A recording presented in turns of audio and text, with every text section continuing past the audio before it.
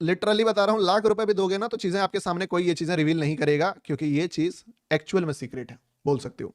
Secret तो वैसे बहुत सारी चीज रहता है, पर असली सीक्रेट क्या है ना, कि कंफर्टेबल ट्रेड्स जो है वो पैसा नहीं देता है, डिसकंफर्ट वाला ट्रेड पैसा देता है। अब आप समझो कि मार्केट यहां से फॉल करा, ठीक है, क्यों फॉल करा, क्या रीजन था? Big liquidity. कहां पे था? नीचे में था, ठीक है। दूसरा चीज, मार्केट यहां से बहुत तगड़े तरीके से रिवर्स भी कर गया। अब जब मार्केट, समझो बात को, फॉल करे और फॉल के स्पीड से ज्यादा लेवल पे रिवर्स करे, तो हम लोग किसका हो जाते हैं? हम लोग जो रिवर्स किया है उस पार्टी का हो जाते हैं। यानी कि अगर मार्केट 6 बॉल में, जैसे बोलते हैं ना, 6 बॉल में कोई अगर 6 रन बनाया है, सॉरी ये गलत एग्जांपल होगा, ठीक है। मान लो अगर मार्केट 10 मिनट में कोई बंदा 10 मुक्का मारा है और कोई 2 मिनट में ही 10 मुक्का 6 मुक्का मार दे, तो हम लोग जो है दूसरे बंदे के फेवर में जाएंगे कि ये बंदा बहुत पावरफुल है, अब इसका पावर पार्टी है। लेकिन उसके जस्ट बाद अगर फिर से वो पूरा फॉल हो जाए, तो हम लोग किसका पार्टी बनेंगे? तो हम लोग वापस से सेलर बन जाएंगे।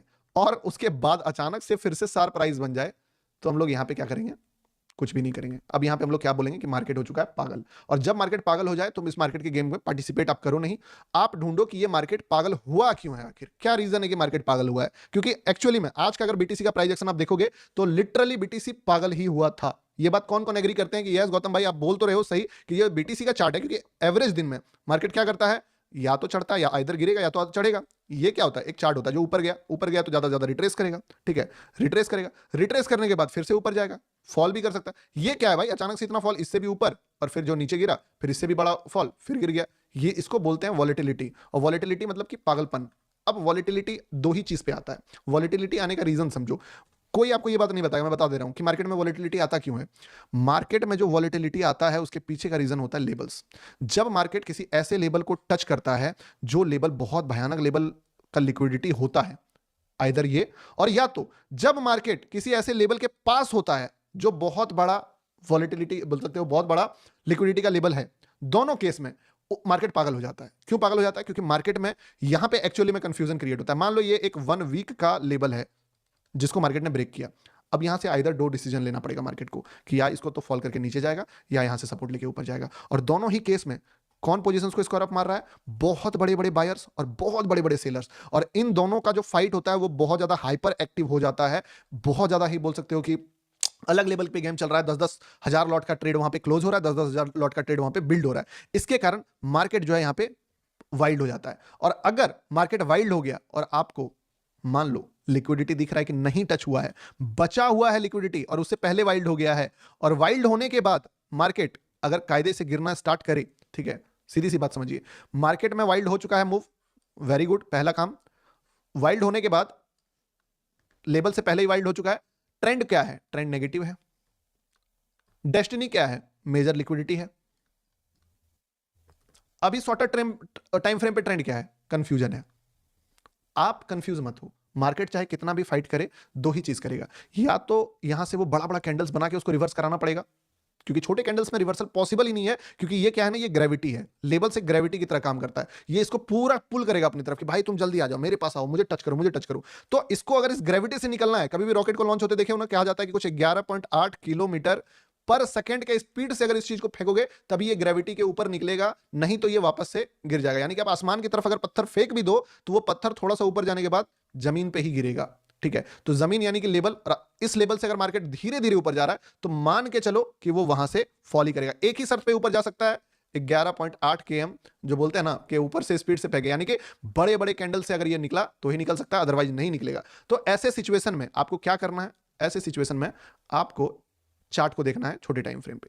मैंने क्या करा? मैंने कुछ नहीं करा, बहुत बेसिक काम करी। मैं दिखाता हूं आपको मैंने क्या किया एग्जैक्टली। मैं इसको 1 मिनट के चार्ट पे खोला, मैं बोला ठीक है, मार्केट ने एक पत्थर फेंका यहां से, बोला ना एक शिद्दत से आसमान में छेद नहीं हो सकता, पत्थर तो फेंको, ठीक है। आसमान में छेद होता है, नहीं कर पाया, पत्थर गया आसमान की तरफ। क्या हुआ था? ये लिक्विडिटी से पहले बार बार इसको फेंक के उठाने का कोशिश कर रहा था, पत्थर गिर गया, ठीक है। दूसरी बार फिर फेंका गया, गिर गया। तीसरी बार फिर फेंका गया। आपको ऊपर का लिक्विडिटी मार्क करना है। चलो कहां दिखेगा? ये लेवल देखो, ठीक है। लिक्विडिटी निकाल लिया आपने, बस सिंपल, जहां जहां से मार्केट रिवर्स करा है, ठीक है। ये एक ट्रेड ये वाला था जो मैंने आइडेंटिफाई करके बताया कि शॉर्ट, दूसरा ये वाला था जहां पे मैंने बताया शॉर्ट।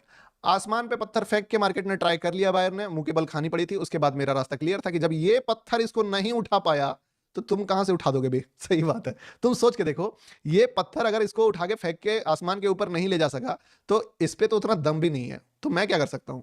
मैं एकदम इस पत्थर को उड़ने दूंगा जहां तक उड़ता है, और जिस जगह से पिछली बार गिरा था एग्जैक्टली अगर उस जगह से मुझे नेगेटिव कैंडल दिखता है, ऐसे नहीं हो सकता है उड़ जाए, हो सकता है पत्थर आसमान में छेद करके निकल जाए, ग्रेविटी से बाहर हो जाए, मैं क्या पता, हो सकता है यहाँ पे साला यहाँ पे और बड़ा कैंडल बन जाए। कौन देखा है इसको? मैं एक दाव लगाऊंगा। किस पे दाव लगाऊंगा? अपने लॉजिक पे। मेरा लॉजिक क्या बोल रहा है कि भाई जब वो उतना ऊपर फेंका सो नहीं जा पाया तो यहां से कैसे चला जाएगा? और मेरे पास नीचे में क्या था? मेरे पास नीचे में लिक्विडिटी था। ठीक है, कहां कहां लिक्विडिटी था? एक तो यही सबसे बड़ा लिक्विडिटी तो यही बचा हुआ है कि साला घर आए बिना ये एक तो इसको उछाल रहा है, बिना लिक्विडिटी को लिए ये उड़ने का कोशिश कर रहा है। चलो एक बार उड़ गया फिर उड़ने की कोशिश कर रहा है। ये ऑलरेडी 150 पॉइंट्स बचा हुआ था, चले इसका मान भी लेते। ये कहे ये इसको तो एटलीस्ट निकालेगा, इसको भी नहीं निकाले कैसे उड़ जाएगा ये? तो इसके कारण जिस जगह से पहला नेगेटिविटी आया, आप लाइव में देखोगे, ठीक है, एग्जैक्टली वही रीजन था मेरा कि मैंने इस ट्रेड को आपको उसी पिन पॉइंट पे बताया। ट्रेड में प्रॉफिट भी करा, ऐसा नहीं है कि सिर्फ, ठीक है, एग्जैक्टली उसी पिन पॉइंट एंट्री पे मैंने इस चीज को बताया भी आपको, ना ज्यादा ना कम, ना पहले ना बाद में। आप अगर कैंडल का एंट्री भी देखिएगा तो बस मैं वेट ही कर रहा था। आप देखो ध्यान से इस जगह पे क्या चीज का मेरा इंतजार था, आप देखो, ठीक है, इस जगह पे मेरा थोड़ा सा देखिए ध्यान से क्या बोला मैं। जैसे मुझे ये पत्थर जा रहा था, तभी जा रहा था पत्थर, अब पत्थर जा रहा था, जैसे पत्थर लो ब्रेक किया, वापस से लिंक भी दिया हुआ है यहाँ पे, आप आओ, एकदम स्वागत है आपका हमारी कम्युनिटी में। आज तो माफी चाहता हूं, आज अच्छे ट्रेड्स नहीं बने ग्रुप में। आई थिंक मार्केट यहां से जो डन, इसी जगह से ये लेवल था और इसी जगह से मार्केट जो है, रीजन था उसका। लॉजिक किसको किसको समझ में आया कमेंट कीजिए। ये लॉजिक एप्लीकेबल तभी होगा जब मार्केट में लिक्विडिटी पेंडिंग है।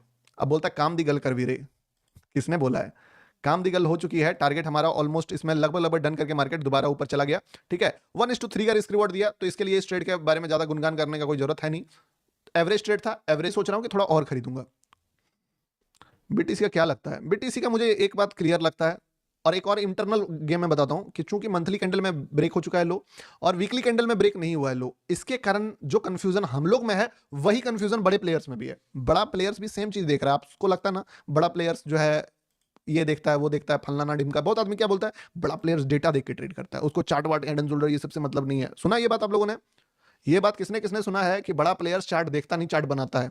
बताओ किसने किसने सुना ये बात, और किस किस को बिलीफ है इस बात से कि बड़े प्लेयर्स चार्ट को देखते नहीं चार्ट को बनाते हैं?